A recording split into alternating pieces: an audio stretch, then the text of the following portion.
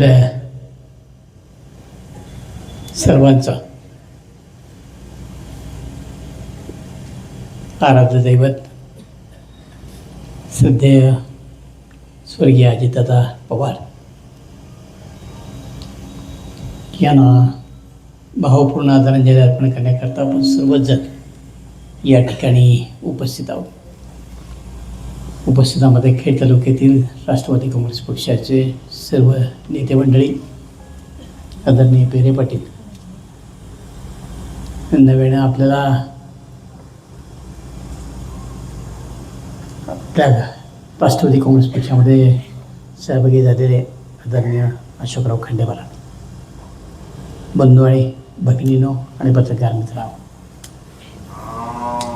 खरं श्रद्धांजली कोणाला व्हावी आणि कशी व्हावी हा प्रश्न ज्याला त्याला पडलेला आहे. परवा याच गावामध्ये दादा आले ती त्यांची शेवटची सभा ठरली आणि 27 तारखेला मला सकाळी जयसिंगचा फोन आला की शरद रवणे 29ला सकाळी पिंपरीला आणि त्याच्यानंतर पहिल्या सभा ठेवली आणि त्याच्यानंतर चोबेन दादांचे पी ए त्यांचा फोन आला की दादा म्हणतात 28 तारखेला तुम्ही खेड तालुक्यामध्ये सभा घ्या. मी म्हटलं एक दिवस तरी आम्हाला द्या, कारण 29 तारखेला शरद बुट्टे पाटलांनी सभा लावल्या, आम्हाला 29 तारीख द्या. ते म्हटले तुम्ही दादांशी बोलून घ्या. मी लगेच दादांना फोन लावला. म्हटलं दादा लगेच उद्याच तुम्ही येणार आहात आणि आता दुपार झाली आणि 29 तारखेला आमच्याकडे सभा ठेवल्यात, तुम्ही 29 तारीख द्या. ते म्हटले दुपारी मी सगळा चार्ट तयार करतो आणि तुम्हाला त्याप्रमाणे सांगतो. मला चोबीनचा फोन आला की 29 तारखेला दादांनी तुमच्याकडे सभा दिल्यात, तुम्ही तयारी करा. मी काल सगळ्या कार्यकर्त्यांना बोलवलं, तुम्ही सगळेजण या आणि 29शी आपल्या तालुक्यामध्ये कुठं कुठे सभा घ्यायच्यात ते आपण ठरवूया. आंघोळ करून बाहेर आलो आणि बायको खाली स्वयंपाकघरात वर ओरडत आली, तुम्ही ऐकलं का? मी म्हटलं काहीच नाही, कारण बातम्या लावायचा काही संबंधच नव्हता. ते पहिला टी व्ही ऑन केला आणि हे बघा म्हणे काय चाललं ते, रडायला सुरुवात केली. मन शून्य झालं, काय बोलावं, शब्द निघत नव्हते. कार्यकर्ते आले, पत्रकार आले, तुमच्या भावना व्यक्त करा. काय भावना व्यक्त करणार की एका सेकंदामध्ये, एका मिनटामध्ये लाखो कार्यकर्त्यांची सगळी स्वप्न संपली होती की ज्यांच्या जीवावर आम्ही अनेक स्वप्न पाहिली, अनेक कार्यकर्त्याचं भवितव्य आम्हाला घडवायचं होतं, तोच माणूस हे जग सोडून गेला. ज्यांना ज्यांना कळलं त्यांनी बारामतीची वाट धरली. आम्हीसुद्धा बारामतीकडे गेलो, साहेबांना भेटलो, दादांच्या मुलांना भेटलो आणि जवळजवळ रात्री आम्ही 1 वाजता पोचलो. दादाच्या देहाचे काही राहिलं नव्हतं, ना चेहरा, ना हात, ना पाय. दादांना एक शौक होता घड्याळाचा, दुसरा गॉगलचा. त्या 2 गोष्टी ते जीवापाडतात सांगून पाडे. त्या एका रोलेक्सच्या घड्याळामुळं की हा मृतदेह दादाचा आहे हे कळलं आणि अक्षरशः ते सगळे अवयव एकत्र बांधून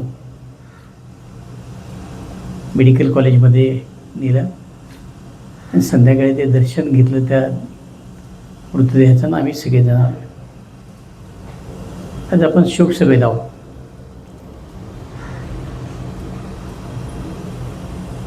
पंचवीस वर्ष दादांच्या बरोबर काम करण्याचा योग आला.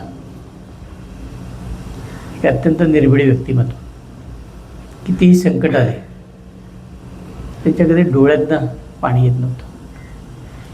त्या क्षणाला लगेच निर्णय घ्यायचा आणि पुढे जायचं. त्यावेळेला पवारसाहेबांना सोडून जायचं. त्यावेळेला आम्हाला सगळ्यांना बोलवलं. सकाळी फोन आला, दिलीपराव काय करताय? म्हटलं काय नाही, गुरुपौर्णिमा आहे, मी शिर्डीला चाललो आहे माझ्या गुरूंकडे. म्हटले पहिले मुंबईला आहे आणि नंतर शिर्डीला जा. आम्हाला सगळ्यांना दादांनी बोलवलं. दुर्दैवानं आम्ही गेलो आणि त्यावेळेला सुप्रिया तिथं आल्या. दादांनी सांगितलं की तुम्ही जरा बाहेर बसा. ते सुप्रिया गेल्यानंतर काही चर्चा आमच्या झाल्या. त्यावेळेस सांगितलं की आता जर आपला मधला 2-2.5 वर्षाचा काळ हा कोरोनामध्ये गेला, आपण काही करू शकलो नाही. आता सत्ता गेलेली आहे, कार्यकर्त्याला ताकद दिली नाही तर परत कसे निवडून येतील? साहेबांचा विचार वेगळा आहे, माझा विचार वेगळा आहे. थोडंसं मन घट्ट करून आपण परत भाजपाला जॉईंट होऊ. कार्यकर्त्याला आपल्याला ताकद देता येईल.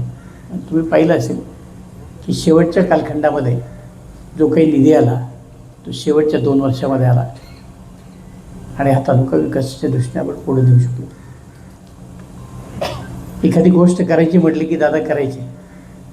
दर 5 वर्षामध्ये एशियन डेव्हलपमेंट बँक, जागतिक बँक, हुडको यांचं कर्ज मिळतं आणि प्रत्येक सदस्यांना सदा 200-250 कोटी रुपये त्यांना देता येतात. मला विचारलं काम तुमचं कुठलं घ्यायचं? मी सांगितलं शिरदाळे ते कडूस हा रस्ता तुम्ही घ्या, कारण शिरोलीपायी आंबोली हा एक रस्ता आहे. त्याचं नव्यानं काही दिवसामध्ये एक नवीन हायवे त्या ठिकाणी जातो आहे, म्हणून तो पलीकडचा रस्ता घेतला. दुर्दैवानं तो रस्ता 150 कोटीमध्ये बसला. दादांकडे गेलो, म्हटलं माझ्या वाटेल 150 कोटी येणार दादा. आणि दादांनी गजानन पाटलाला दिलं तर दिलीपरावला 150 कोटी जातात. मी दादांना म्हटलं दादा मला चाकणचं हॉस्पिटल आहे, त्याला मला 1 रुपया मिळाला नाही. दादाने सांगितलं हुडकोमधनं 100 कोटी यांना देऊन टाका. दादा भूमिपूजनाला आले आणि दादा म्हटले की तो पुरुषांच्या करता महिलांनी काय करायचं? ते म्हटलं महिलांच्या करता किंवा ते म्हटले अजून 100 कोटी लागतील, देऊन टाकू. इतका दिलदार माणूस, क्षणाचा विचार करणार नाही. बघतो करतो हा शब्दच त्यांच्या शब्दकोशामध्ये नव्हता आणि या खेड तालुक्याच्या विकासाकरता भरभरून दिला. कार्यकर्त्याला सांभाळणारा माणूस. शेवटी परमेश्वराने ज्याला त्याला जीवन दिलं, ज्याचा त्याचा स्वभाव असतो. शरदरावचा स्वभाव शरदरावप्रमाणे, माझा स्वभाव माझा, खांडेबरावचा खांडेबरावप्रमाणे. पण मी नेहमी कार्यकर्त्याच्या मागं उभा राहणार माणूस. माझ्या कार्यकर्त्याला न्याय मिळाला पाहिजे आणि मी तालुक्यापुरता विचार करणारा माणूस, दादा जिल्ह्याचा राज्याचा विचार करणारा माणूस. त्यामुळे माझ्यापेक्षा त्यांची वेगळी दृष्टी असायची. त्यामुळे दादा त्या दृष्टीने विचार करायचा. एक एक माणूस शोधून आणायचा आणि त्या माणसाला डेव्हलप करायचं काम दादांनी केलं. दुर्दैवाने काही माणसं राहिली, काही सोडून गेली. दादा कधी दुश्मनी ठेवत नव्हते. माणूस सोडून जरी गेला तर त्याचे प्रेमाने संबंध ठेवायचे की राजकारणात कोणी कोणाचा नव्हतो, कधी जाईल माणूस, कधी परत येईल. असे अनेक प्रसंग दादांच्या जीवनामध्ये घडले. असे अनेक प्रसंग आहेत की एखादं काम माझ्या विरोधकाचं दादा करायचे. मी म्हणायचं दादा कमसे कम मला विचारा. दादा म्हटले दिलीपराव मी समाजाच्या हिताचं काम करतो, कार्यकर्ता बघून किंवा जातपात बघून मी काम करत नाही. त्याचा उपयोग समाजाला होतो असंच काम मी करत असतो. तेव्हा प्रत्येक गोष्ट तुम्हाला विचारली पाहिजे असं नाही. त्यावेळी मी एखादं काम करतो त्याच्यामागे माझं वेगळा दृष्टिकोन असतो. कृपया तेवढा तरी अधिकार मला राहू द्या, अशा प्रकारची भूमिका दादांची असायची. त्यामुळं विरोधातली माणसं गेली तरी दादा त्यांचं काम करायचे आणि त्यांना ताकद द्यायचं काम करायचे. शरदरावच्या बाबतीमध्ये अशाच प्रकारचा दृष्टिकोन दादांचा होता. तेव्हा कुठली जागा कुठं आली हे सगळं दादांनी पाहिलं आणि या ठिकाणी शरदला संधी दिली पाहिजे. तेव्हा मतदारसंघामध्ये काही फेरबदल केले. मी दादांना म्हणले की दादा जरा थोडंसं माझं गणित बिघडेल, तुम्ही अशा पद्धतीचं केलं. दादांनी ऐकून घेतलं आणि कलेक्टरला जे सांगायचं ते सांगितलं. शरद मोठे वडिलांच्यावर त्यांनी मनापासून प्रेम केलं. दुर्दैवानं काही मतभेद होते, त्यामुळे काही माणसं माझ्यापासून बाजूला गेली, पण दादांच्यापासून बाजूला गेली नाही. माझी काही माहिती विचारायची असेल तर दादा शरदला फोन करायचे आणि त्याच्यानंतर निर्णय घ्यायचे. इतकी जवळीक शरदची आणि दादांची होती. परवा ज्या वेळेला आपण या ठिकाणी आलो त्यावेळेला मी माझी भूमिका अगोदर स्पष्ट केली की माझ्या निवडणुकीच्या कालखंडामध्ये एकमेव नेता माझ्याबरोबर राहिला तो म्हणजे शरद मोठे पाटील. त्यामुळं शरदला पक्ष घेण्यात माझा कुठलाही अडचण नाही. पण ज्या लोकांनी कडकडून विरोध केला त्यांना माझा कडकडून विरोध राहील अशा प्रकारची भूमिका आम्ही त्यामध्ये घेतली. कारण शेवटी पक्षामध्ये काम केलेल्या कार्यकर्त्याला सुद्धा कुठेतरी संधी आपण दिली पाहिजे. बाहेरच्या आलेल्या माणसामुळे जर आपला कार्यकर्ता दुखवला, त्याचा बळी गेला तर ते अवघड जातं आणि मग तशा प्रकारची भूमिका घेतली. आता सुद्धा अशोकरावांचं आमचं बोलणं आलं. आता अशोकराव असेल, आम्ही असेल, शरदराव असेल, आणखी कोणी मंडळी असतील, आम्हाला आता काही मिळावं ही अपेक्षा अजिबात राहिली नाही. परंतु हा तालुका ज्यांच्या हातामध्ये द्यायचा तोही कार्यकर्ता तितक्या ताकदीचा असावा, तितक्या ताकदीचा घडवावा अशी आमच्या सगळ्यांची अपेक्षा आहे. अशोकराव आमचं चर्चा होत असताना त्यांना या गोष्टी जाणवल्या की तालुका विकासाच्या बाबतीत पुढे गेला नाही तर अनेक अडचणी तालुक्यापुढे वाढणार आहे. आज आपल्या सगळ्यांना माहिती आहे, वाहतुकीची अडचण आहे, कचऱ्याची अडचण आहे, पिण्याच्या पाण्याची अडचण आहे, अनेक अडचणी आहेत. त्याचा त्रास सर्वसामान्य जनतेला होतो तसा आम्हालाही होतो. आणि मग आपण दूरदृष्टी ठेवून वागलो नाही तर समाजाला या सगळ्या गोष्टीचा त्रास होत राहणार आहे. तर आम्ही काही मंडळी ठरवले की आज आपल्याला जरी काही नको असेल तर पुढची पिढी जी आहे ती चांगल्या माणसाच्या हातामध्ये, पुढच्या पिढीतल्या चांगल्या लोकांच्या हातामध्ये ही सत्ता कशी देता येईल याचा विचार केला. आणि मग तुम्ही पाहिलं असेल की आत्ताच्या मी जिल्हा परिषद पंचायत समितीची निवड करत असताना रेप्युटेशन हा प्रकार ठेवला नाही, पण समाजातली जी चांगली होतकरू मुलं आहेत त्यांना संधी देण्याचं काम आम्ही या निमित्तानं केलं. आणि निश्चितपणानं मला खात्री आहे की सगळी मंडळी निवडून येतील. आपल्या सगळ्यांना कल्पना आहे की दादा कधी रडत बसत नव्हते. काल आपण सगळ्यांनी रडू घेतले, आजही आपल्याला रडू आवडत नाही. परंतु दादांचे विचार पुढे न्यायचे असतील, दादांचे स्वप्न साकार करायचे असेल तर आता रडून जमणार नाही, आता लढावं लागेल.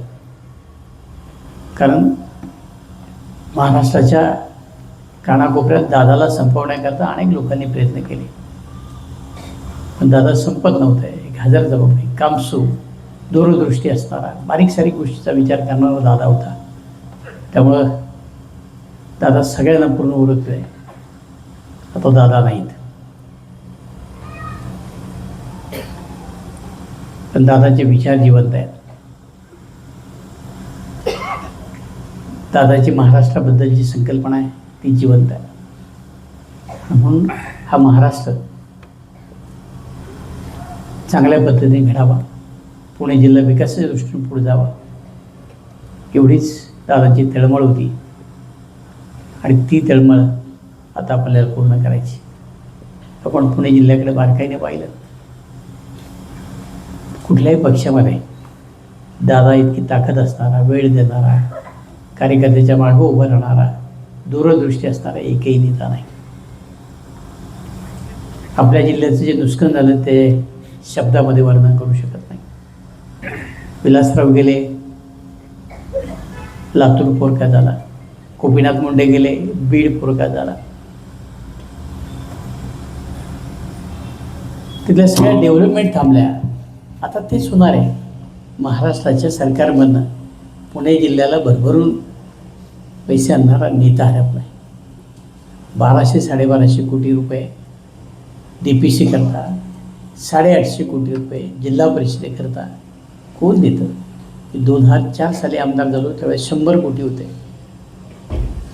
DPCला. आता 1250 कोटी आहे. त्यावेळेस जिल्हा परिषदेचे बजेट काही कोटीमध्ये आहे. आज 850 कोटीपर्यंत नेले, तर दादानं नेलं.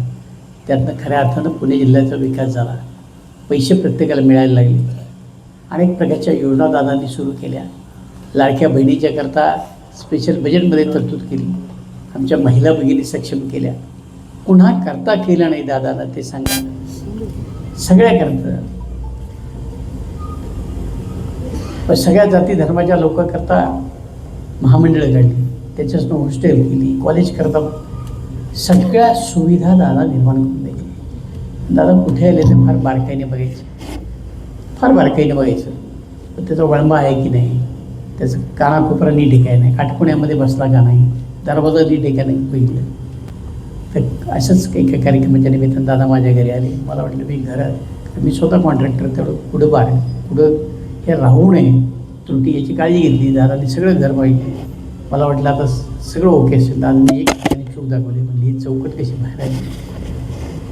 माझ्या लक्षात ते कधी आलं नव्हतं, पण दादाच्या लक्षात इतकं बारीक प्रत्येक गोष्ट दादा बघायची. एक दूरदृष्टी असणारं व्यक्तिमत्व आज आपल्याकडे गेलेलं आहे. तर मग कालपासून मी मध्ये मन घट्ट केले की आता दादांच्या नंतर ही सगळी कामं आपल्याला सांभाळायची. काल मी जिल्ह्यातले काही नेते तिथे आम्ही बसतो.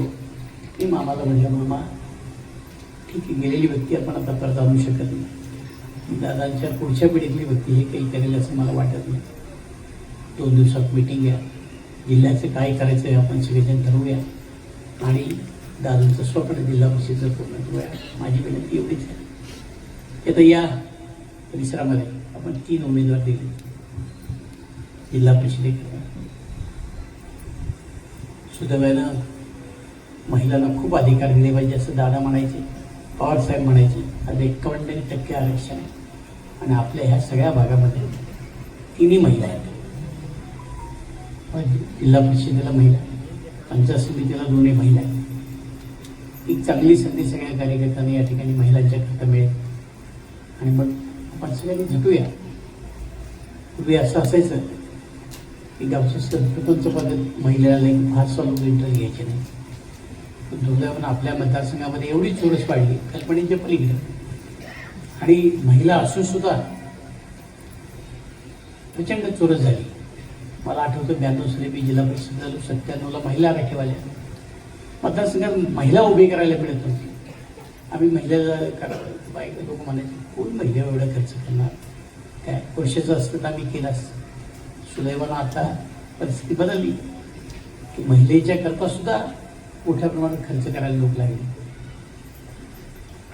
त्यामुळं आपल्याला एका महिला भगिनीच्या करता या ठिकाणी संधी आलेली आहे. कारण कुठल्या यशस्वी पुरुषामध्ये महिला नसेल तर तो पुरुष यशस्वी होऊ शकतो. पेरे पाटील असतील, शंकरराव असतील, मी असतील, सुद्धा महाराष्ट्रभर त्याचे दौरे असतात, व्याख्यान असतात. रोज सकाळी उठले की घराच्या बाहेर यायचं, संध्याकाळी घरी यायचं. आमचं तसंच आहे. प्रपंच नावाची गोष्ट खरंच आम्हाला आणि आमच्यानंतर दादा माहीत होती. मी दादाला फार जवळनं त्या निमित्तानं पाहिलेलं आहे की कधी मुलाशी संवाद व्हायचा नाही, कधी बायकोशी संवाद व्हायचा नाही. बरं एवढं मोठं विश्व. वहिनी काटेवाडीला थांबायच्या, बारामतीला, तिकडचं सगळं बघितलं. मुलं शिक्षणाकरता परदेशामध्ये होते, परदेशात आल्यानंतर त्यांना दादाने व्यवसायामध्ये घातलं. मुलांशी संबंध नाही. रात्री उशिरा झोपायचं, सकाळी लवकर उठायचं आणि मग संध्याकाळी भेटले ते भेटले. कधी मुलांशी संवाद नाही. त्याचा परिणाम सुद्धा दादांना भोगावा लागला. आणि दादा फार स्पष्ट उक्ती होता. दादाच्या थोरल्या मुलाकरता एका जवळच्या नातेवाईकानं स्थळ दिलं. दादाने स्पष्ट सांगितलं की आज सकाळी लवकर उठत नाही आणि रात्री लवकर झोपत नाही. तुमच्या मुलाला किती सुख देईल मला माहिती नाही. तुम्हाला ते पसंत असेल तर तुम्ही माझ्या मुलाला मुलगी द्या, हे सांगणारा दादा. खरी वस्तुस्थिती आहे. दादाची कौटुंबिक प्रचंड हानी झालेली आम्ही सगळ्यांनी पाहिलेली आहे. आणि आपल्याला सगळ्यांना सांगतो की आपल्या मुलांशी संवाद राहिला नाही, प्रपंचाशी संवाद राहिला नाही, नातेवाईक आपली सुद्धा हानी होती. जी माझ्या बाबतीत झाली, शरीराच्या बाबतीत झाली, दादाच्या बाबतीत झाली, की आम्ही कुटुंबाचे राहिलोच नाही. सकाळी लोक दारामध्ये येतात, ना बायकोशी बोलत आहे, ना घरच्याच्या कुठल्या सुख दुःखात जात आहे. ही वस्तुस्थिती आहे. लोकांना मोठेपणाबद्दल आदर वाटतो, पण आम्हाला तुम्ही काय गमावून बसलो हे आम्हाला माहीत नाही. दादाने सुद्धा ते फार मोठ्या प्रमाणात गमावलं. त्याचं प्रत्यंतर काल आम्हाला त्या ठिकाणी आलं. त्यामुळं लोकांना मोठं करताना, लोकांचे सुखदुःख वाटून घेत असताना त्या नेत्याला प्रचंड यातना सहन कराव्या लागतात. आणि मग मी म्हण आहे, दया आलगी मोठी म्हण, दया यातना किती. दादांना सुद्धा वैयक्तिक जीवनामध्ये ह्या सगळ्या वेदना होत्या, यातना होत्या, त्या भोगून दादाने खऱ्या अर्थानं आपल्याला सुख देण्याचा प्रयत्न केला. आता दादांना तर आपण काही देऊ शकत नाही, आज ते आपल्यामध्ये नाही. पण दादांचे विचार जोपासायचे असतील तर दादांच्या विचाराच्या मागे तुम्हाला मला जावं लागेल. ज्याच्याकरता त्यांनी शरदरावला आपल्या पक्षामध्ये घेतलं, राष्ट्रवादी काँग्रेस पक्षामध्ये घेतलं आणि सांगितलं की बाबा जिल्हा परिषदेमध्ये जिल्हा परिषद चालवायची असेल तर की लोकांच्या हातामध्ये. पण त्या दिवशी नेमका जिल्हा परिषदेचा अहवाल, जिल्हा परिषदेचे काय काय आम्ही देणार ते दादांनी म्हणले, पण मी तयार केलं, तू एकदा शेवटचा हात मार आणि मला सांग की जिल्हा परिषदेमध्ये जिल्हा परिषद कुठल्या पद्धतीने चालवली पाहिजे, काय करावं लागेल हे सुद्धा दादा ठराविक लोकांना विचारले, तुझ्या शरद मोठे पडले. तर माझी विनंती एवढीच आहे की मी बराच वेळ इथं बसल्यानंतर सगळ्याचे चेहरे वाचत होते आणि माणसं पाहत होतो, कुठल्या कुठल्या गावातलं कोण कोण लोक या ठिकाणी आलेले. मला खात्री आपण सगळ्यांनी झटून जर काम केलं तर पुढचं आव्हान फार मोठं आहे असं मला वाटत नाही.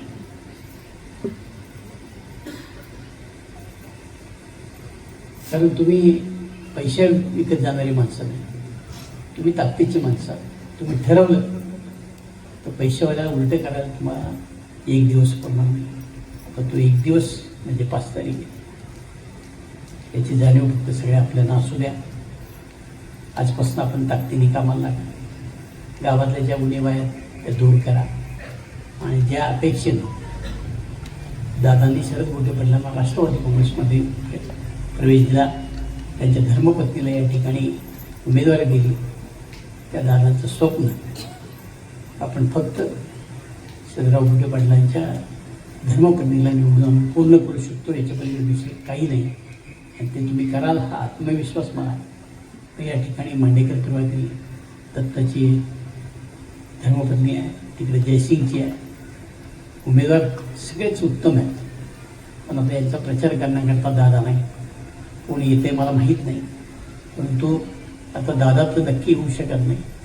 दादांचं स्वप्न हे फक्त आपण मतपेटीच्याद्वारे पूर्ण करू शकतो. आणि म्हणून ती मतपेटी घड्याळाच्या चित्रावर, घड्याळाच्या समोरचं बटन दाबून आपल्याला पूर्ण करायची मला खात्री आहे की आपली सगळी मंडळी आजपासून ताकदीने कामाला लागाल.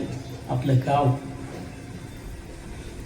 आपण कसं पुढं न्यायचं मताच्या बाबतीमध्ये याचा विचार बारकाईने करा. कुणी किती येऊ द्या, किती आव्हानं देऊ द्या, या गावामध्ये पैशावाल्याची काही कमी नाही. मुंबईमधनं रतन टाटा उभे राहिले होते, पुण्यामधनं त्यामुळे एक मोठा बिल्डर DS कुलकर्णी उभे राहिले होते. असे अनेक मोठमोठाली मंडळी उभे राहिली होती. काढलं, कार्यकर्त्याला निवडून चांगला कार्यकर्ता जिवंत ठेवायचा असेल या निवडणुकीमध्ये सुद्धा तुम्हाला ते करावं लागेल.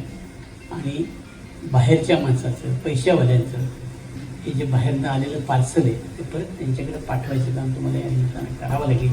ते तुम्ही कराल अशी अपेक्षा आणि व्यक्त करतो आपण सर्वांच्या वतीने. खरं म्हणजे भांबणीक होऊन रडायचं म्हटलं ते कार्यकर्ते कामाला लागणार नाही. आता मला भावनिक होऊन जमणार नाही, तर मीच रडायला लागलो तर आपली सगळ्यांची अवस्था आणखी त्याच्यापेक्षा वाईट होईल. म्हणून मी रडायचं सोडून दिले कालपासून आणि ठरवलं आहे की तालुका तुझून करायचा, दादाचं हे स्वप्न पूर्ण करायचं. तुम्ही सगळेजण माझ्या मागे याल अशी अपेक्षा आणि निमित्ताने व्यक्त करतो. आणि खरं म्हणजे काय प्रचाराची सभा नाही, दादांना श्रद्धांजली व्हायची सभा आहे. पण दादा आपल्या तालुक्यामध्ये याच कारणाकरता आले होते, शरद मोठे पाटलांना राष्ट्रवादीमध्ये घेऊन इथली जिल्हा परिषदेचे जास्तीत जास्त उमेदवार निवडून आणायचे. आणि म्हणून आता दादांचं स्वप्न तुम्हाला मला या ठिकाणी पूर्ण करायचं एवढंच या निमित्तानं सांगतो. अधिक